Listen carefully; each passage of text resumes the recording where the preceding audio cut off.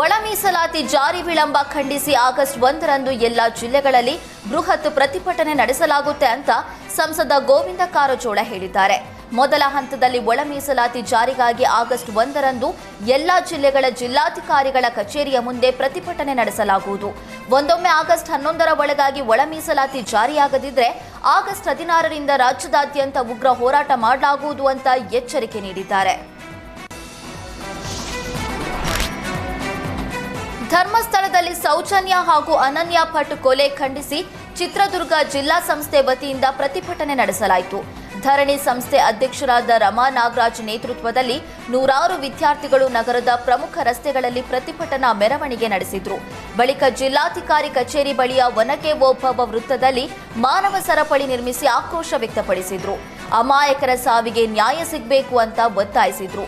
ಸರ್ಕಾರ ಈಗ ರಚಿಸಿರುವ ಎಸ್ಐಟಿ ತಂಡ ಎಲ್ಲಾ ಕೇಸ್ಗಳನ್ನು ಸೂಕ್ತವಾಗಿ ತನಿಖೆ ನಡೆಸಿ ನೊಂದವರಿಗೆ ನ್ಯಾಯ ಒದಗಿಸಬೇಕು ಅಂತ ಆಗ್ರಹಿಸಿದ್ರು. ಧರ್ಮಸ್ಥಳದಲ್ಲಿ ಶವಗಳನ್ನು ಹೂತಿಡಲಾಗಿದೆ ಎಂಬ ವಿಚಾರಕ್ಕೆ ಸಂಬಂಧಿಸಿದಂತೆ ಸರ್ಕಾರ ಈಗಾಗಲೇ ಎಸ್ಐಟಿ ತನಿಖೆ ನಡೆಸ್ತಾ ಇದೆ. ತನಿಖೆ ನಡೆಸ್ತಾ ಇರುವಂತದ್ದು ಸೂಕ್ತವೇ.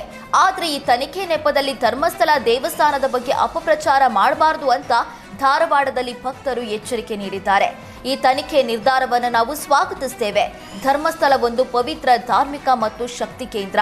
ಅಲ್ಲಿ ನಡೆದಿದೆ ಎನ್ನಲಾದ ಅಸಹಜ ಸಾವಿನ ಬಗ್ಗೆ ನಾವು ಕೇಳಿದ್ದೇವೆ. ಅದು ತನಿಖೆ ಕೂಡ ಆಗ್ತಾ ಇದೆ. ಆದರೆ ಅದೇ ನೆಪದಲ್ಲಿ ದೇವಸ್ಥಾನದ ಬಗ್ಗೆ ಅಪಪ್ರಚಾರ ಮಾಡೋದು ಬೇಡ ಅಂತ ಹೇಳಿದ್ದಾರೆ. ಧರ್ಮಸ್ಥಳ ಕ್ಷೇತ್ರದಿಂದ ಸಾಕಷ್ಟು ಸಾಮಾಜಿಕ ಕೆಲಸಗಳಾಗಿವೆ. ಈ ರೀತಿಯ ಅಪಪ್ರಚಾರದಿಂದ ಭಕ್ತರಿಗೆ ಸಾಕಷ್ಟು ನೋವಾಗಿದೆ. ಧರ್ಮಸ್ಥಳ ಹಿಂದೂ ಧರ್ಮದ ಜಾಗೃತ ಸ್ಥಳ.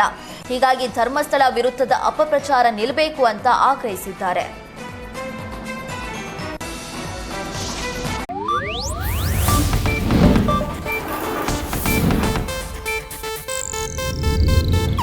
ಇದು ಏಷ್ಯಾನೆಟ್ ನ್ಯೂಸ್ ನೆಟ್ವರ್ಕ್ ಪ್ರಸ್ತುತಿ.